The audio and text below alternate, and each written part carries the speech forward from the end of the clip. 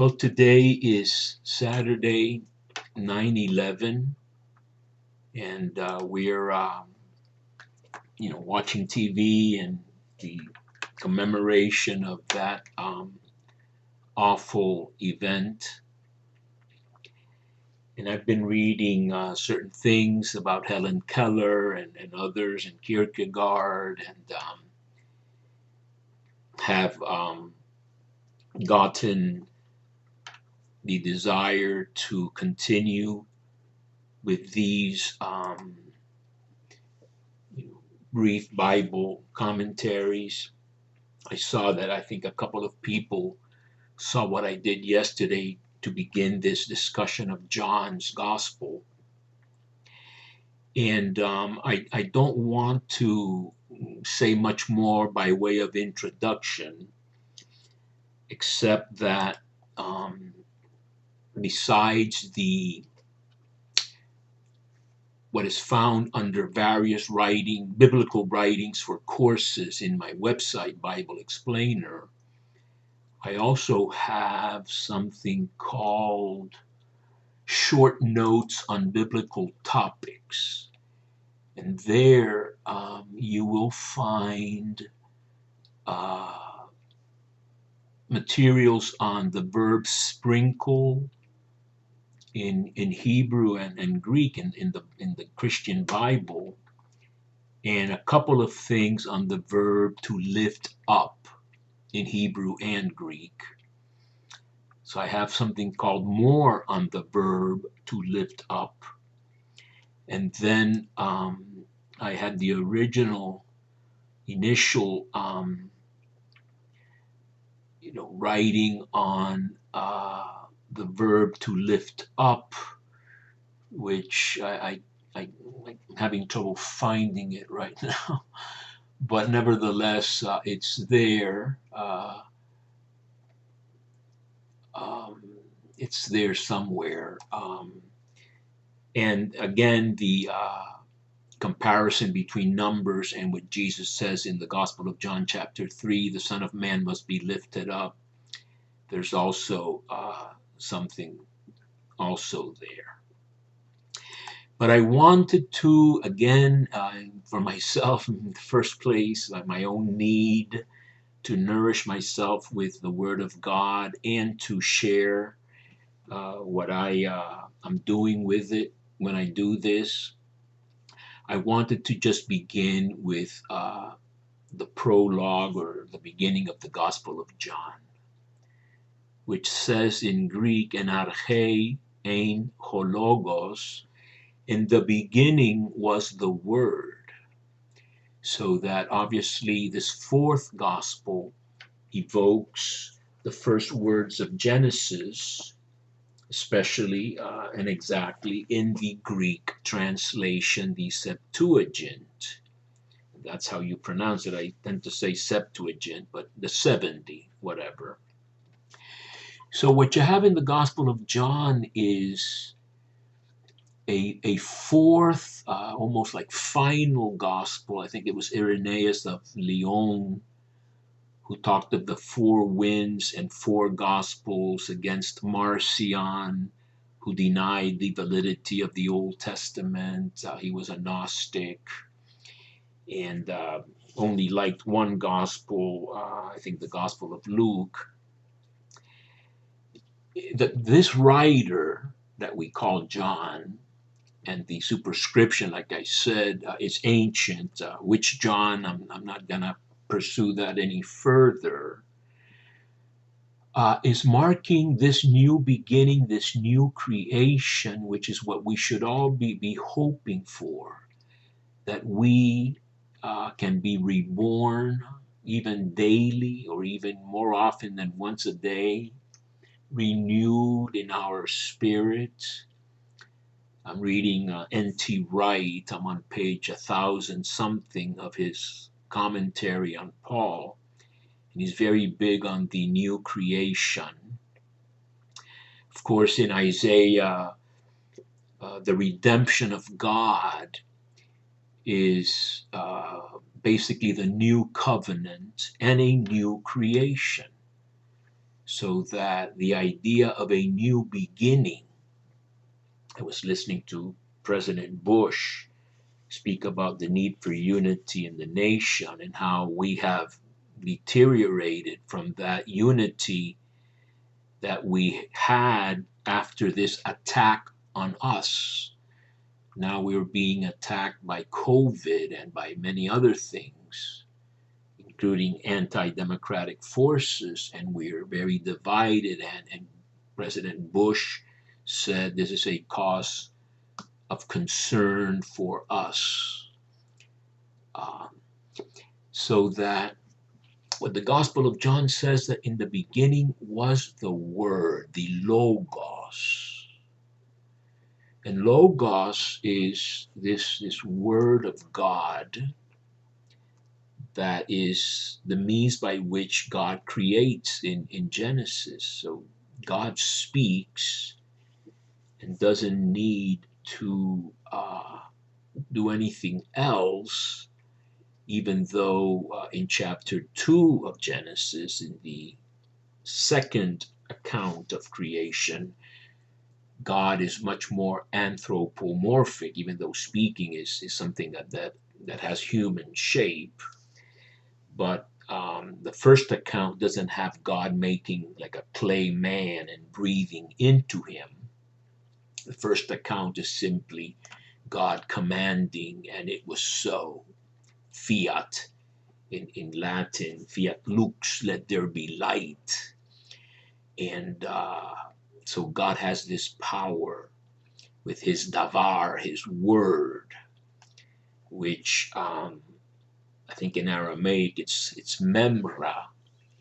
And the great scholar Daniel Boyarin at Berkeley, a Talmudic scholar, I discovered him not through his blockbuster, which came later, The Jewish Gospels, but rather with his article in Harvard Theological Review, The Gospel of the Memra, the Gospel of the Word, but Boyarin delving into sort of extra biblical kind of traditions. And the Word, the Logos, was with God, and God was the Logos, says the Greek in that order. So that this Logos in Greek philosophy would be an order that can be discerned in nature. I think the Stoics were very big into that. And so the Latin version of logical, which comes from logos, would be rational. And so reason should conform to what nature manifests or reveals. So that the logos is this order in the universe, almost like an architect of God, designer and constructor, etc. An architect, I guess, would be a first artisan or a chief artisan, an architect. Joseph, Jesus's father, was adoptive father, was a teknon, and an architect would be like a chief artisan or builder. In the Old Testament, chokmah, wisdom, would be a feminine word, and John is using a masculine noun, logos, to describe Jesus. And he's going to say that all things, everything through him came to be, and without him came to be not one thing.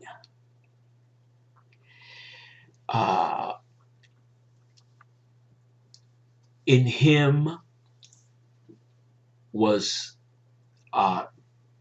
life, and life was the light of mankind, and the light in the darkness shone, and the darkness did not grasp it or um, overtake it. So that there you have a message that there is darkness, just like there was chaos and tohu and bohu is the deep and the dark, and the Spirit of God was hovering over these waters in the very beginning of Genesis, Tehom over the deep, etc. And you have this confusion and darkness and disorder, very illogical. And comes the Word of God. In Genesis, it's the Ruach, the Spirit of God, that puts order and actually creates, maybe not so much from nothing as from disorder, order, and real life is created with this supernatural light. No one knows what this light is. When God in Genesis says, let there be light, he's not talking about the sun and the moon. That's going to come on the fourth day, our Wednesday, when these luminaries in the sky, the greater one and the lesser one, the sun and the moon, are referred to without mentioning their names because they were worshipped in antiquity. Shemesh and Yarea, the moon, etc., and the sun aren't even mentioned. So you have these very basic concepts that in the Word was life, and the life was the light of humans, and it shone in the darkness or shines in the darkness, and the darkness has not overcome it. So that you have this incredible beginning of the gospel, and you're going to have this theme of light very prominent. Whoever follows me walketh not in darkness, but will have the light of life. I am the light of the world. And the very word for glory, or to be glorified, which is very important in this gospel, is both going to be a doxa, glory word, and a clarifico verb of, sort of clarifying, or the clarity of the sunshine. So both those words are used by Jerome in the Vulgate. I think in the Greek, it's usually just the doxa verb. In fact, I may have on my website something about this, the lift up, the sprinkle, and the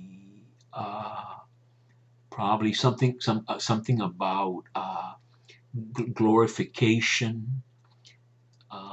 So the important verb to lift up in Hebrew and Aramaic, because the Aramaic will be important in the Gospel of John, when I am lifted up from the earth, and if he, or rather, yes, when I am lifted up from the earth in John 12:32. If Jesus was speaking in Aramaic, which we presume he was speaking in, not in Hebrew, in Aramaic, this verb, sakaf, is even more indicative of a double meaning exaltation, being lifted up, and also being crucified. Even though you can see some parallel in the Hebrew version, like he will lift up your heads in the book of Genesis in the Joseph story, which means he will impale you, even though these guys, that Joseph is speaking to, thinks that the Pharaoh is going to lift up their heads in a sense of promotion or something. So there's a pun there too. But the actual verb in John is actually found in Aramaic for a type of crucifixion or impalement in the book of Ezra 6:11. So that we'll get to that more later. The Son of Man and the Suffering Servant, that might be another one that might be interesting, and I don't know whether there's anything more there or not. But in any case, Jesus does talk about being the light in this gospel, and walk while you have the light, etc. So these are basic concepts: word, light, darkness. When Judas goes out to betray Jesus, it was night, etc. And so it's a very basic gospel in the sense of sort of basic terms that are incredibly important to always keep in mind, to walk in the light, to have thoughts of light rather than dark thoughts, etc.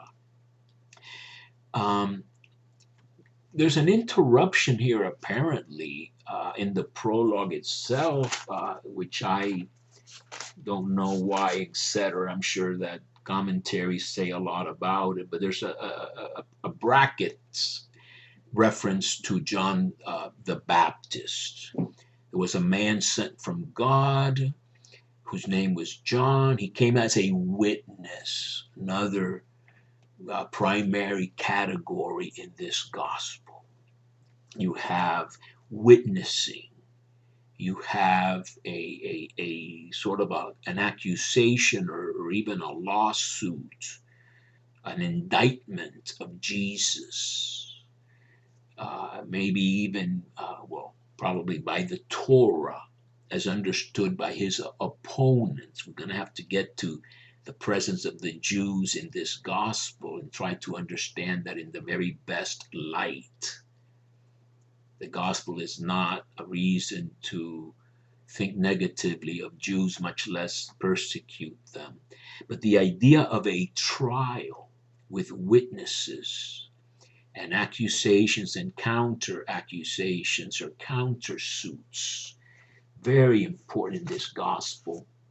There's also the famous chapter 16 when the Paraclete, which is sometimes called an attorney, an attorney at your side, someone who calls you to the side to console you. The Paraclete is also the consoler, but he's also like a defense lawyer that can turn prosecutor, like in a countersuit.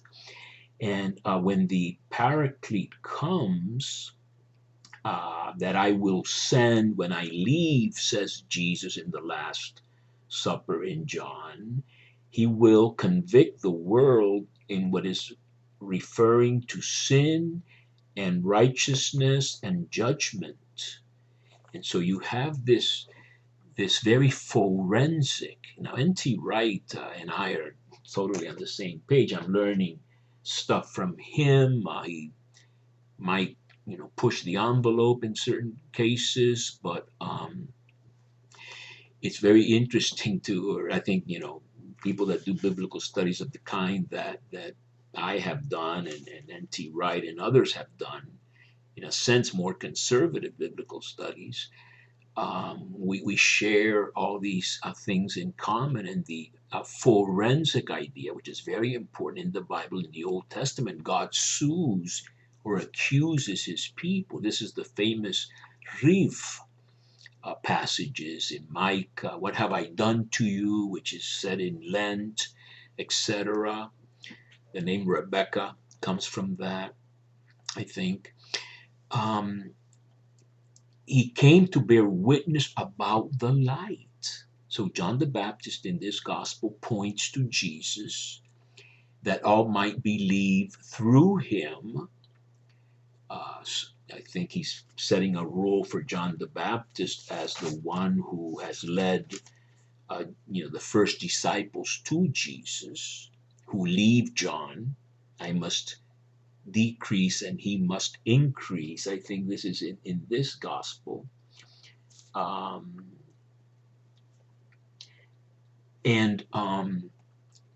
He was not the light, but came to bear witness about the light. So in this gospel, John the Baptist is going to be simply the voice crying in the desert, in the wilderness of Isaiah. This is going to be found a little later in this first chapter.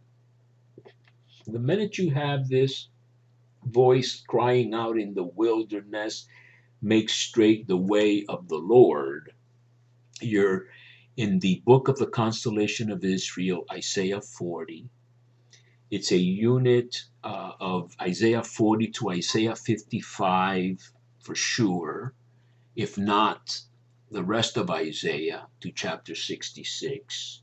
So you're going to have the servant songs in there, and you're going to have the new Exodus there, which is also a new creation.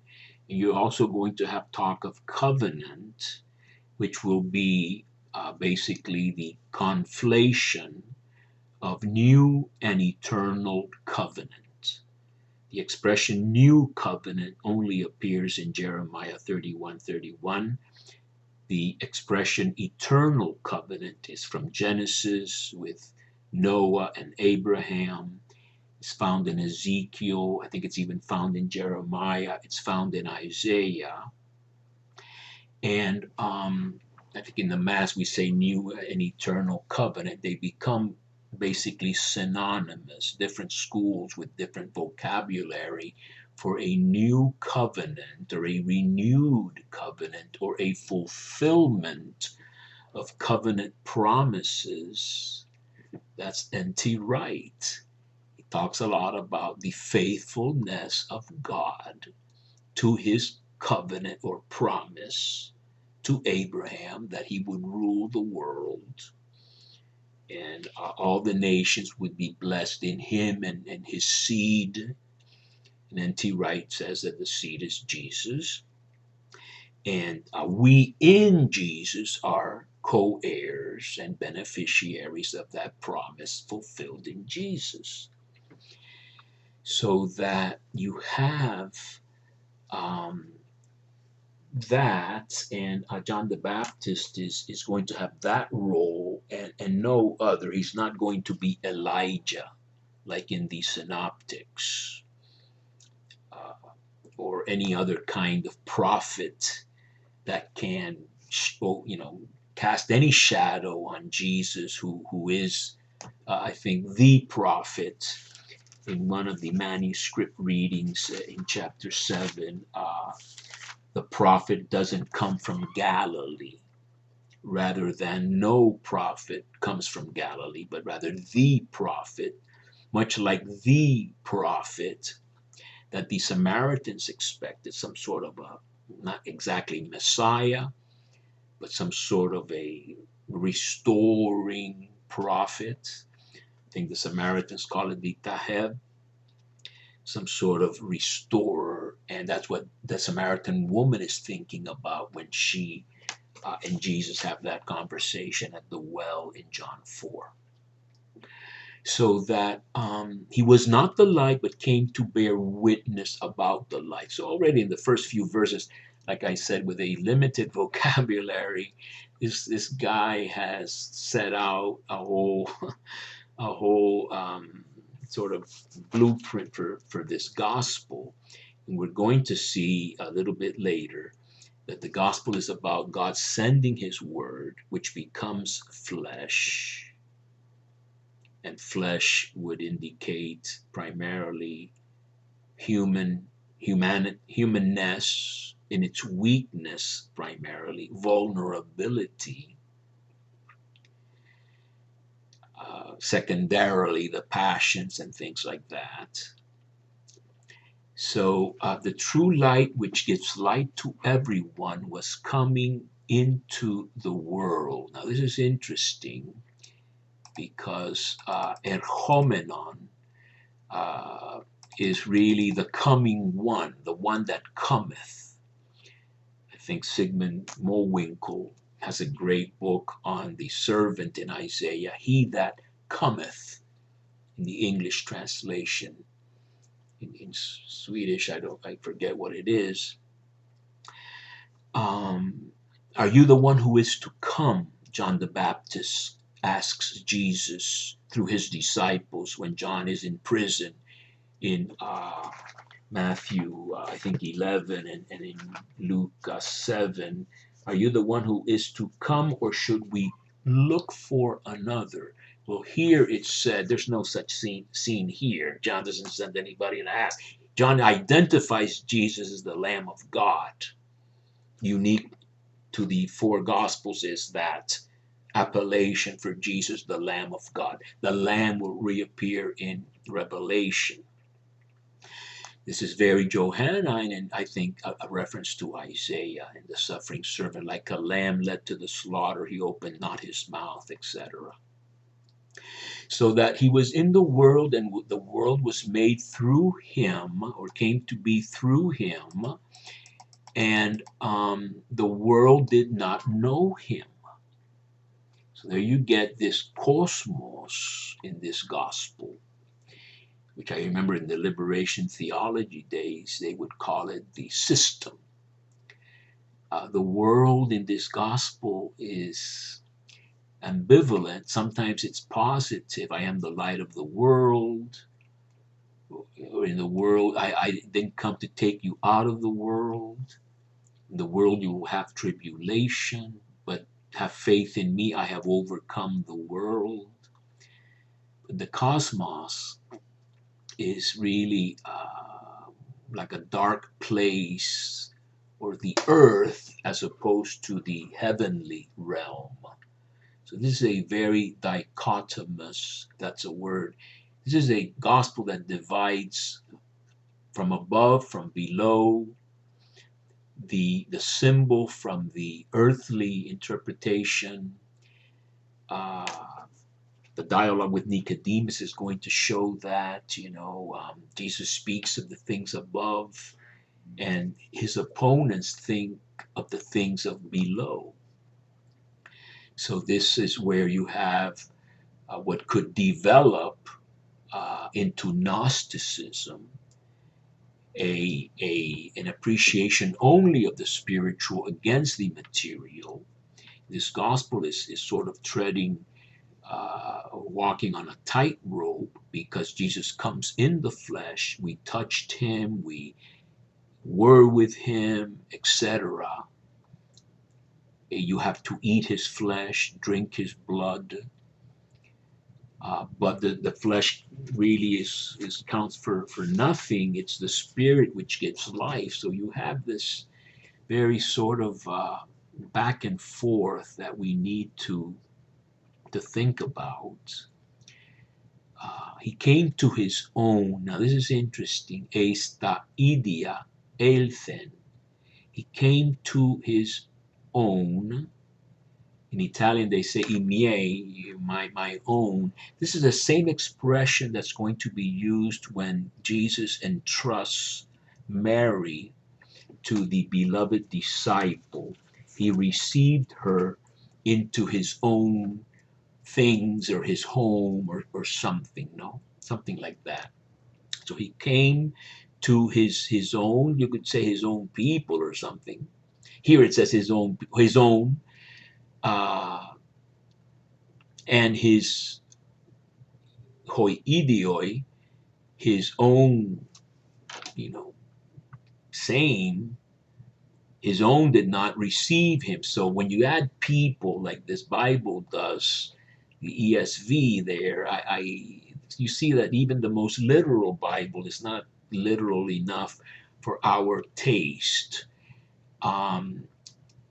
The Latin is going to say impropria venit, so that his own things, he came to his own things, et sui, just like the Italians, et sui eum non receperunt, and his own did not receive him or accept him. So that adding people is I think a little bit of an overinterpretation there. So I see now what we can do with this accordance. If you put the magnifying glass or whatever, that is, people is implied in the Greek, just like I think yesterday when we saw monogenes theos, the only begotten God, they say the only God. Let's just double check that a second. Well, actually, that's in John 1:18. So if we went to 18, no one has ever seen God. Uh, you know, um, but the only begotten monogenes theos. Let's see where this is. Without the verse, things is a little bit more difficult. Um, I'm trying to get this thing right. I wish I had it. But in any case, the important thing is that the ESV does indicate to you when you're going to need to see the footnotes um, regarding the little signs and symbols it has there. But in Latin it says that. But to all who did receive him, who believed in his name, the Latin has a different word order here. So I'll see if I can line this up a little bit. But all those who did receive them, he gave to them exousia. That's a big word. Potestas in Latin. He gave them this big authority, some unalienable right, the ability to really do something, to become children of God, to those who believe in his name, who were born not out of blood, nor out of the will of flesh, human will, nor from the will of a man, but of God they have been begotten or have been born.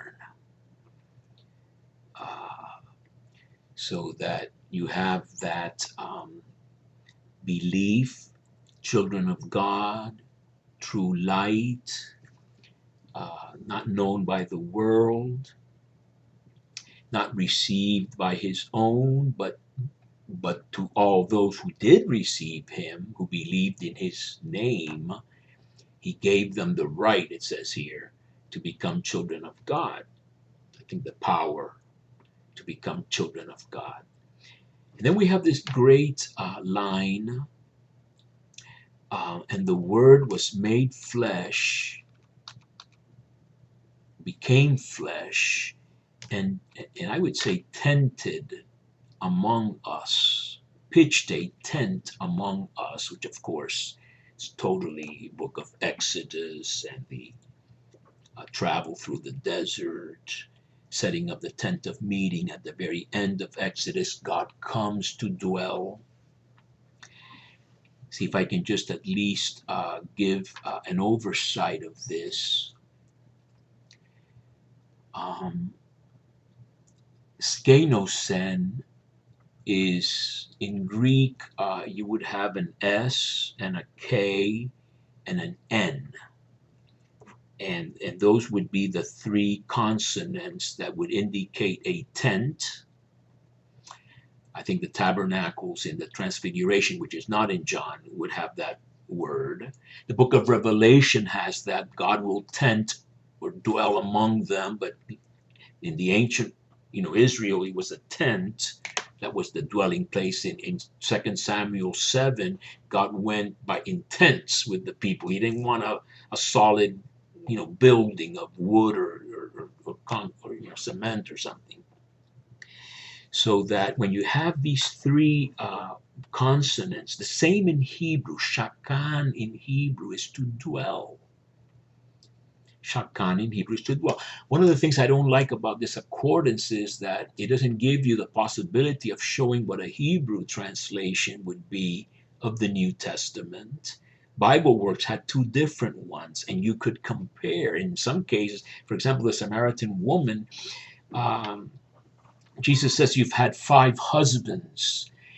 And the Hebrew versions talk about Baalim, using the Baal, idolatrous deity of the Book of Kings and so many other places, Hosea, and so there is, in the account of the emergence of the Samaritans in 2 Kings 17. Some people have seen that they worshipped 5 different idolatrous deities in addition to Yahweh. So it's very appropriate that the Samaritan woman's husbands are referred to Baalim, which is a word that means Lord and husband. This is very clear in Hosea. And those are the kinds of things that you could consider when you were looking at, if you were looking at a Hebrew or even maybe Aramaic translations of the New Testament. So that when you have these 3 consonants, S-K-N, which shakan in Hebrew means to dwell, you have here the word became flesh and tented with us.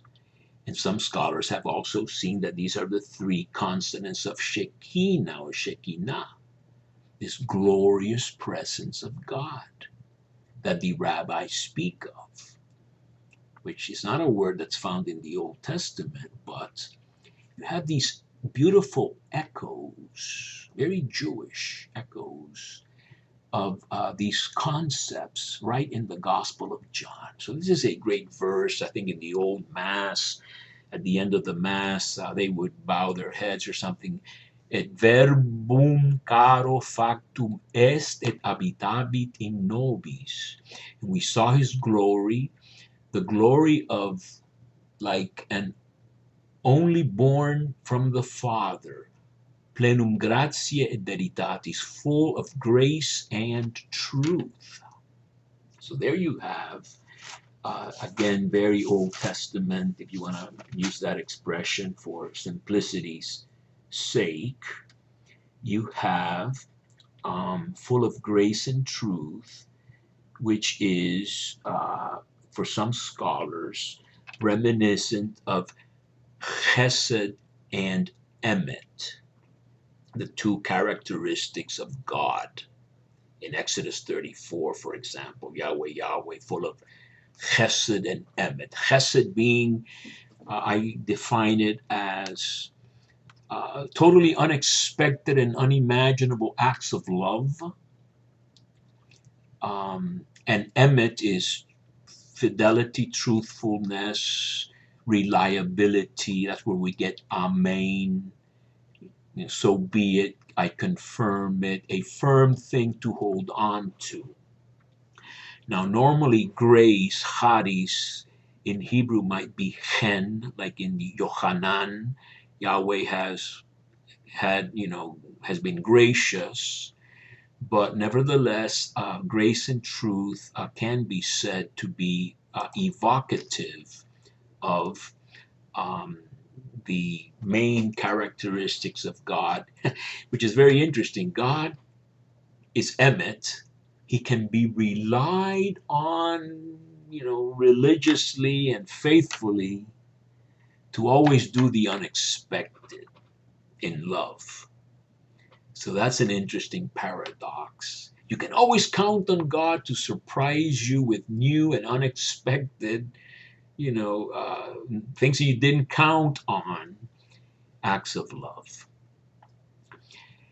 And then this Bible puts parentheses, John bore witness about him. So you see this as kind of redactional stuff, interruptions of some sort to the original smoothness of the text. John bore witness about him and cried out, "This was he of whom I said, he who comes after me ranks before me because he was before me." This is kind of like, I guess, maybe trying to stick in something from the synoptics. I'm not worthy to stoop and untie his sandals. Someone is coming greater than I or stronger than I, which originally could have been exactly from John the Baptist's mouth. The stronger one, however, would normally be Yahweh, the strong warrior, who actually leads the second Exodus. Ricky Watts, in his book on the new Exodus in Second Isaiah or something like that, talks all about this stuff. He comes after me, he outranks me, etc. From his fullness we have all received. Now look how interesting that is. This would be the pleroma uh, of Jesus, the fullness, the same thing that Colossians is going to say. The fullness of divinity was pleased to dwell in him. Because from his fullness we have all received also grace upon grace, or grace for grace. You know, I think it means grace on top of grace. Some have seen some sort of reference to the two covenants or something. I'm not sure. It just sounds to me like he's talking about a lot of grace, a grace that corresponds to a grace. So grace upon grace would be another translation, etc. So the Jerusalem Bible does refer to the Old Covenant, etc. Because, and this is again another major topic of this gospel, which we have to be careful and truthful and faithful regarding, is it's going to be, and Walmart, the great Dominican scholar who was in charge of the in the Jerusalem Bible commentary on John and Revelation. He was a big Johannine scholar with a lot of crazy ideas, I thought, in some ways, but it's really Moses or Jesus. In this gospel, you're going to have a lapidary phrase said to Pilate. We have a law, which I think you could consider to be the Torah. And according to this Torah, he must die because he thinks of himself as the Son of God. So that there is this bitter internecine between cousins, bitter fight in this gospel between, and it's all Jews in this gospel, but there are Jews that believe in Jesus. In fact, they believe in Jesus in different grades. I used to say that it's like in the circus, you hit that thing to see whether you can hit the bell or not, and some people stayed, halfway or quarter of the way, or in chapter 8 of John, the Jews who believed in Jesus then become his, attempted, trying to kill him. So that you have, and we have, a lot of that in our country today, tremendous bitter debate and even hatred, maybe, among the same community over Jesus. Some people talk about the time of the synagogue prayer being amended to include the Nothrim, those who believe in the Nazarene, the heretics, or the Minim, the heretics. Because if you were still going to synagogue, but you now believed in Jesus, but you were still attached to your synagogue on Sabbath, they made you, in the liturgy, pronounce a curse upon yourself, a curse upon the Minim, or the Notzrim, curse upon believers of Jesus. So that was a way to weed out believers of Jesus from the synagogue. And this gospel talks about becoming aposinagoge, the blind man is cast out of the synagogue. His parents were afraid to be declared excommunicated from the synagogue. So we have to understand that tremendous rupture. We know God spoke to Moses. We don't know. We have to understand that. That's what Edith Stein's mother said to her. Saw her studying, said to her, "You know a lot." And I don't want to say anything bad about him. But why did he have to say he was God? So this is one of the things we're going to have to cover here. And so we have again a repetition of grace and truth came through Jesus Christ. Let's see what this Bible is saying about this. Well, it's referring to some other passages. No one has ever seen God, the only God.